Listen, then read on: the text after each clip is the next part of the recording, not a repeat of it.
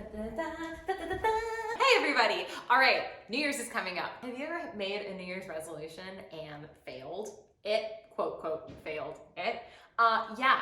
Turns out that you're absolutely normal because that is what majority of people do. I think it's like 90% of people. Actually, let me Google it. How many people? One study says that 8% of Americans who make a New Year's resolution actually keep to it all year. If you've done these things and you've quote, quote, failed, that's actually the majority. So like maybe the issue isn't you, maybe it's the thing. On a tangent, there's no such thing as failing, it's just learning, an opportunity to learn, obviously. Everyone's like, shut up, Julie. So, but New Year's resolutions are coming up, and I do love the excitement of like wanting to put ourselves into something to like better ourselves. So I just wanted to make a video that I thought would be really fun about like what to do instead of a resolution, because the chances of failure are pretty high. I mean, hey, if you do it, awesome, tell me about it. There's exceptions to every rule, but most people will fail. So first let's talk about why resolutions fail, or like diets in a way too, why they fail. They fail because you have a life and patterns that are yours. This is your daily life, your Monday through Friday, your Saturday, Sunday, this is your life. And people just expect to like throw it all out and like plop down something different and like expect us to just like not freak out and perfectly execute it with like zero flaws, which like anytime we're making a change, like there's going to be some failure, there's going to be some learning, and sometimes the failure can just be we need more practice. Other times the failure is just that it doesn't work for you. It doesn't work for you, and that's fine, it's not you. Another huge tip, the main reason why these things fail is because they are not enjoyable. This is crazy, but if it's not fun, you're not gonna wanna do it. You only live once. Please don't waste your life doing shit that you don't care about or that doesn't feel good, yeah? Just a side note, sometimes with like the movement thing, people know that we have a hard time getting enough movement in our modern world. A lot of people struggle to go to the gym, I personally believe, because they have tied it to not liking their body. So it's like, I hate my thighs, I should go to the gym. So like you go to the gym and the whole hour you're like, I hate my thighs, I hate my thighs, I hate my thighs, I hate my thighs. Or like, I hate my stomach, oh I hate my stomach, I hate my stomach. Like that's not fun. So we know we should get more movement. How do we rebrand it in a way that A, makes us feel good physically and emotionally? Yeah.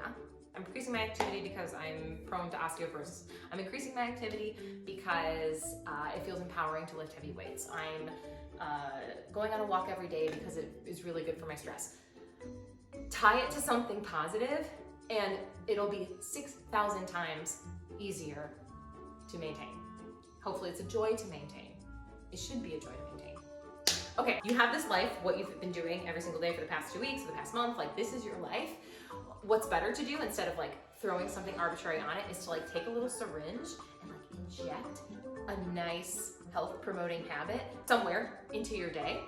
So like, yes, this is your life. We're gonna take a little syringe and like, oh, that's drinking enough water. And we're gonna practice for 2 months, just making sure you drink enough water. Yeah, maybe 2 months is a long time. Maybe it takes a week, maybe it takes a month, however long it takes. That's a health promoting activity that probably feels good. And then the next one would be like to take something else, eating a vegetable. Syringe that into your day. Oh, hi carrots, my girl. And just have the life that you have, it's yours, it's good. And just take little syringes, and if we try to syringe something in and it doesn't quite fit, we can try again, we can try something different approach. Hopefully they make you feel good, and hopefully they're fun. It has to be both, it has to be both. So instead of making a New Year's resolution, I'm just literally gonna spitball shit. I didn't even write it down. Other things that I think would be more beneficial to try towards. And first of all, realize that there's no such thing as failure. We're just trying and learning, and that's life, and we do that until we die. Ew, sorry. Okay, so here I go, rapid fire, things that I think people should try to inject into their life instead of setting a resolution. The first one could be drinking water.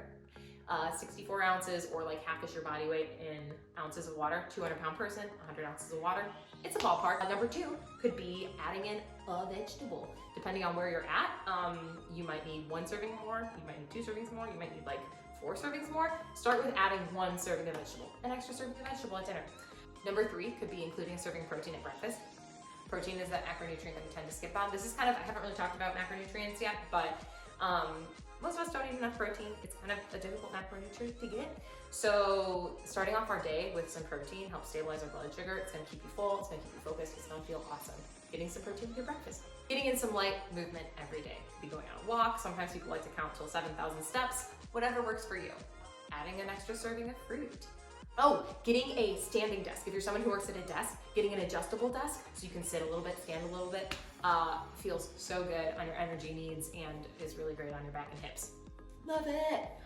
Another thing could be to set some sort of movement goal activity. I want this to be not arbitrary. Say like, hey, I'm gonna join this gym, you know, or hey, I'm going to sign up for this program.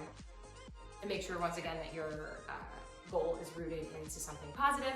Hire a coach, especially if we want to get strong. Like, we can do a lot on our own, but having a coach is awesome. If we want to ship-shape our nutrition and we don't want to go crazy off the deep end, hiring a coach is really helpful, just to have somebody to talk you through it.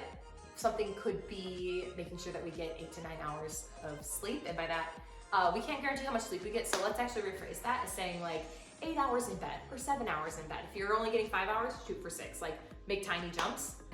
Buy blackout curtains. We could get blue blocking glasses. We could make sure that we get a serving of whole grains every day. We could incorporate some healthy fats into a meal. Try to set aside 5 minutes for gentle stretching or yoga every night. We could agree to block out an hour of each week to dedicate to something that you want to do. An hour at the minimum. It's your life. Do what you want.